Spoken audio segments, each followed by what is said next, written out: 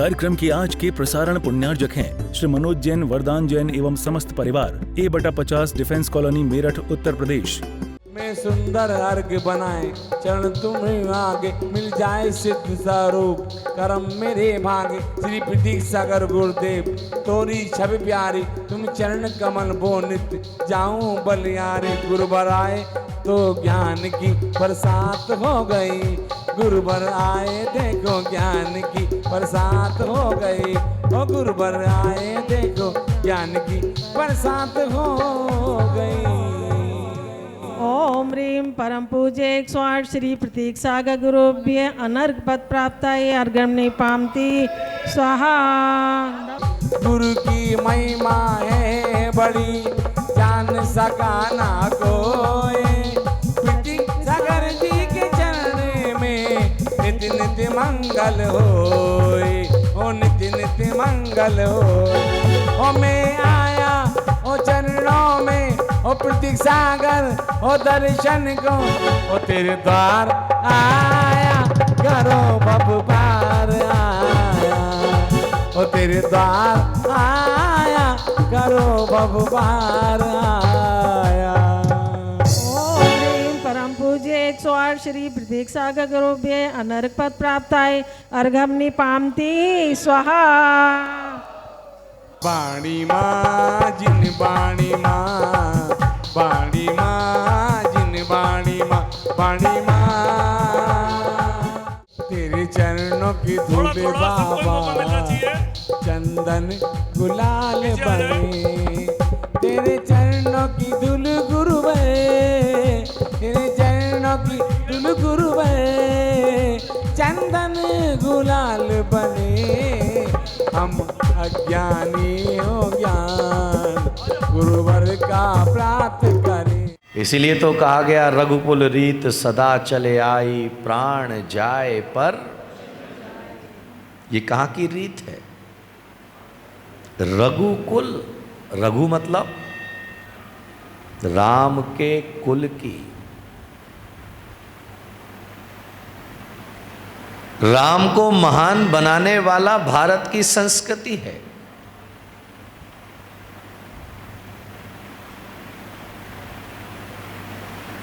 इसीलिए जो है अन्य ग्रंथों को अगर हम पढ़ने के लिए जाएंगे,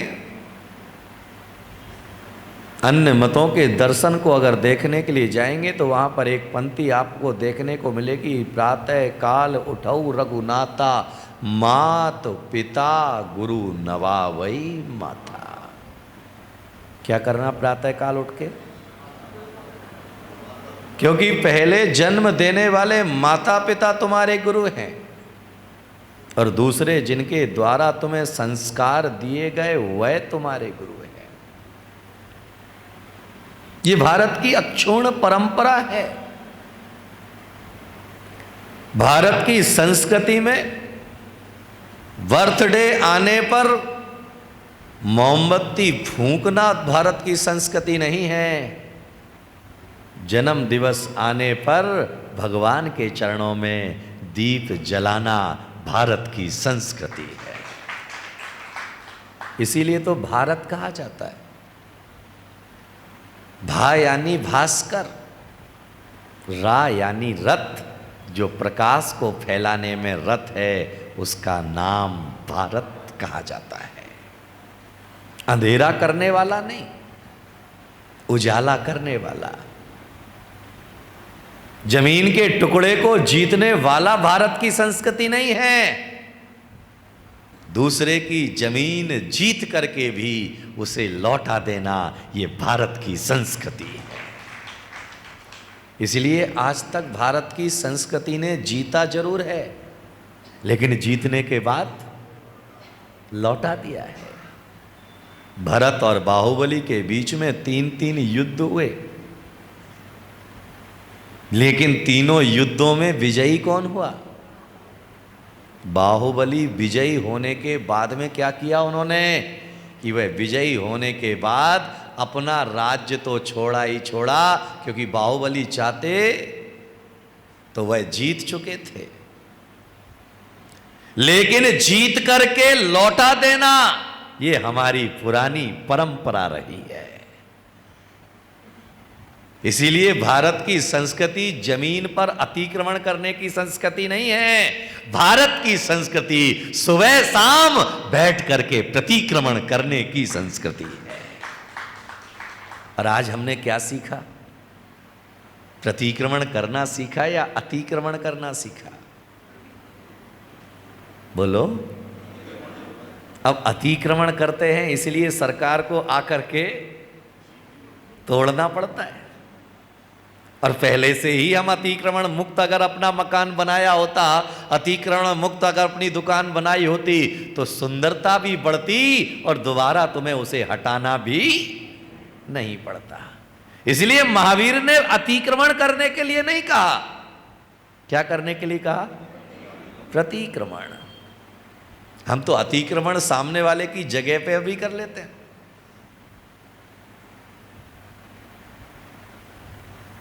हम तो जो है अतिक्रमण भगवान की प्रतिमा पर भी कर लेते हैं। हम तो अतिक्रमण जो है गुरुओं के ऊपर भी कर लेते हैं। बोलो हाँ या ना?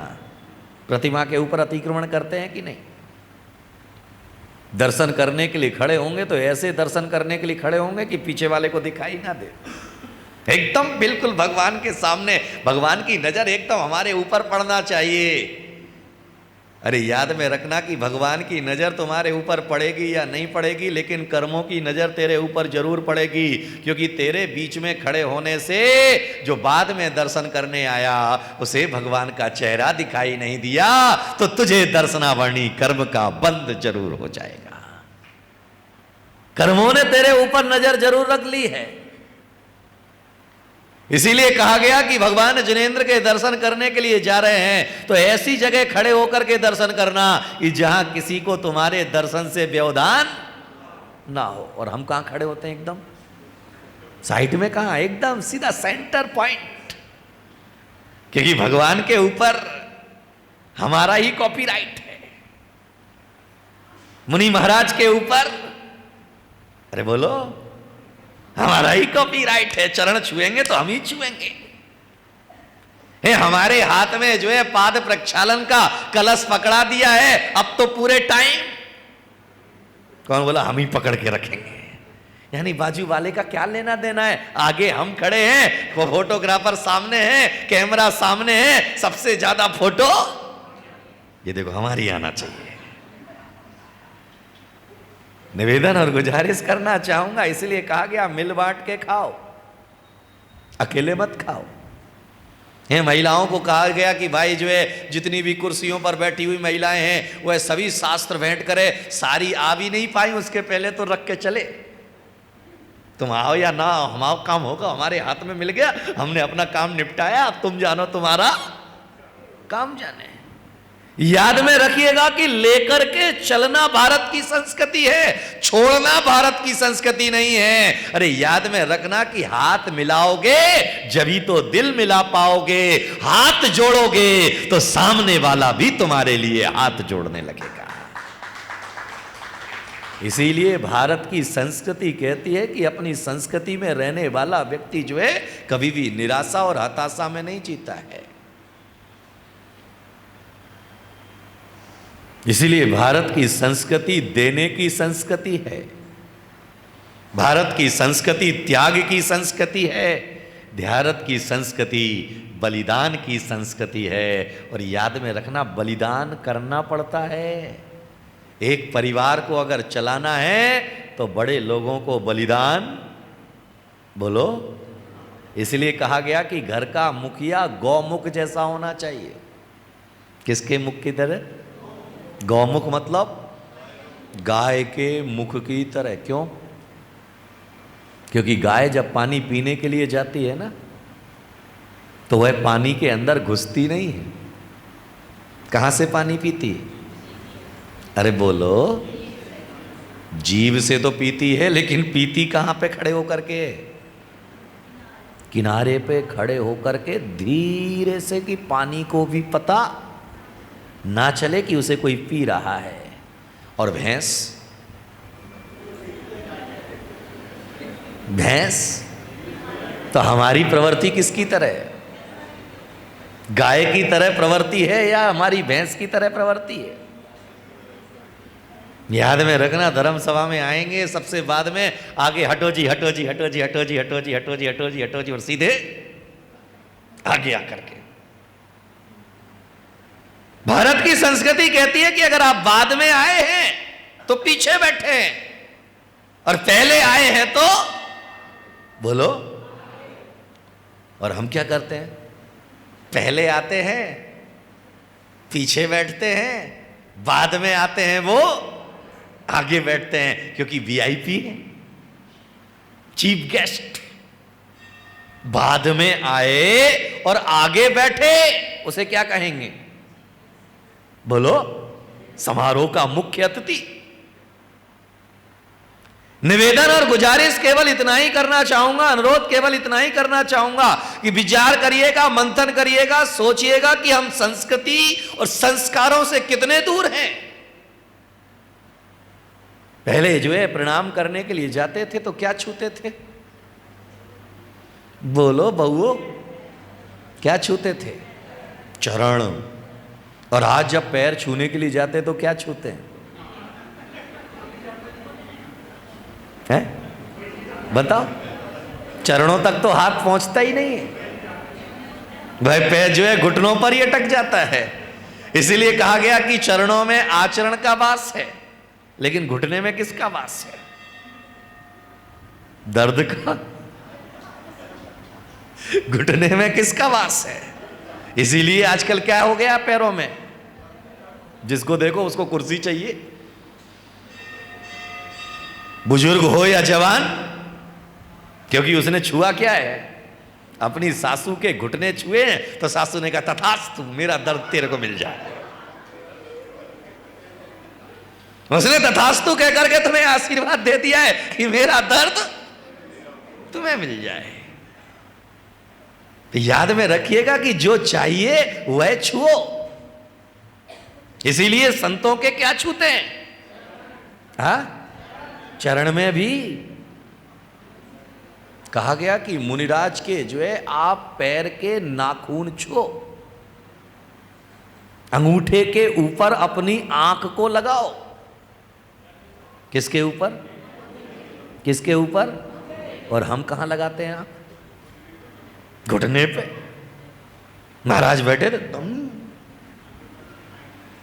कौन बोला अच्छा अंगूठा दिखाई नहीं देता? देखने के लिए दुर्योधन की नजर नहीं चाहिए, देखने के लिए अर्जुन की नजर चाहिए, क्योंकि लक्ष्य जब तुम्हारा वही होगा तो अपने आप तुम्हारा। क्योंकि मुनि महाराज कोई अंगूठे उन्हें काट तो नहीं ना रखे उस समय, लेकिन हम तो जल्दबाजी में जो है, और फोटो भी खिंचाने के लिए खड़े होंगे तो आशीर्वाद इधर लेना है या उधर? किधर लेना है? उधर कैमरेमैन का आशीर्वाद लेना है। ये हमारी संस्कृति में हम कहां पहुंच गए? हमने अपनी संस्कृति को समूल मूल से खत्म करते चले जा रहे हैं, और उस संस्कृति को खत्म होने का परिणाम है कि आज हम ऊपर से महंगे हैं लेकिन अंदर से बहुत सस्ते हैं। ऊपर से महंगे हैं क्योंकि कपड़े हमारे कैसे हैं? बोलो भाई, ब्रांडेड हैं, लेकिन तुम, मोबाइल तुम्हारा ब्रांडेड है, चश्मा तुम्हारा ब्रांडेड है, कपड़े तुम्हारे ब्रांडेड है, बिस्तर तुम्हारा ब्रांडेड है, खाना तुम्हारा ब्रांडेड है, लेकिन आदमी कौन बोला देसी? क्योंकि मेरठ से वो है जो है छोटी लाइन से आया है, बड़ौद से आया है, तो दिमाग आज भी बड़ौद वाला ही है।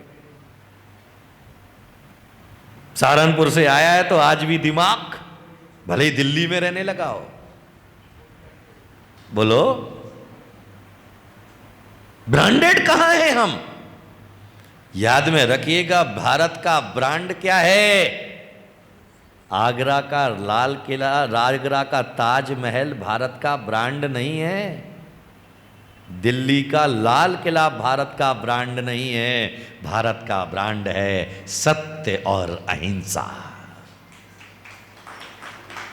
भारत का ब्रांड है भाईचारा। भारत का ब्रांड है चींटी में भी भगवान को देखना।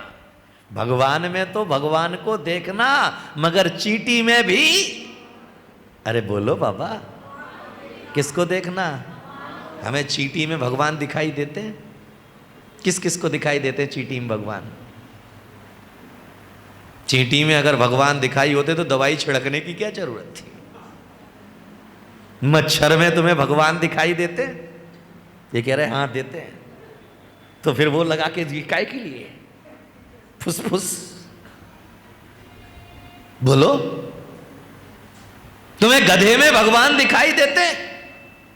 अगर मान लो तुम शुद्ध जल लेकर के आ रहे हो और किसी अशुद्ध कपड़े वाले ने आपको छू लिया, आप क्या करोगे? बोलो, क्या नाम है श्री भगवान आपका? योगेश भाई, क्या करोगे अब आप? जाओगे तो बाद में, जाओगे तो बाद में, पहले तो टंकार भरोगे। अंदरा कहीं का दिखाई नहीं देता है। शुद्ध कपड़े पहन करके आ रहे थे, वो 16 के कपड़े के पहले 16 कसाए पैदा हो जाएंगे। मेरठ के इतिहास में प्रथम बार गणाचार्य श्री पुष्पदंत सागर जी महाराज के सुयोग्य शिष्य क्रांतिवीर मुनि श्री प्रतीक सागर जी महाराज की सुमधुर वाणी में संगीतमय विराट श्री महावीर कथा का भव्य आयोजन दिनांक 26 सितंबर से 28 दिसंबर 2025 तक, समय प्रातः 8 बजे से 10 बजे तक, स्थान श्री महावीर जयंती भवन, Sharda road, Meerut, Uttar Pradesh. Dress code, पुरुषों के लिए सफेद वस्त्र और महिलाओं के लिए केसरिया वस्त्र। लकी ड्रॉ, प्रत्येक दिन एक LED तथा 10 अन्य पुरस्कार निकाले जाएंगे। इसके निःशुल्क कूपन प्रत्येक मंदिर में उपलब्ध रहेंगे। इस भव्य आयोजन में आप सभी सपरिवार सादर आमंत्रित हैं। अवश्य पधारें और पूज्य मुनि श्री के श्रीमुख से श्री महावीर कथा सुनकर धर्म लाभ लें। आयोजक श्री प्रबंधकारिणी कमेटी दिगंबर जैन बिरादरी मेरठ शहर, सकल जैन समाज मेरठ। इस कार्यक्रम की आज के प्रसारण पुण्यार्जक हैं श्री मनोज जैन, वरदान जैन एवं समस्त परिवार, A/50 defence colony, Meerut, Uttar Pradesh. कार्यक्रम प्रस्तुति दिगंबर जैन जागरण युवा संघ, रजिस्टर्ड, मुंबई। केंद्रीय कार्यालय 305 रानी सती मार्ग, मलाड ईस्ट, मुंबई 97। अपने परिवार की ओर से मुनिश्री के कार्यक्रम का प्रसारण के लिए संपर्क करें 9065330031। बैंक विवरण दिगंबर जैन जागरण युवा संघ, सेंट्रल बैंक ऑफ इंडिया, खाता संख्या 3424988837, IFSC CBIN 0280454।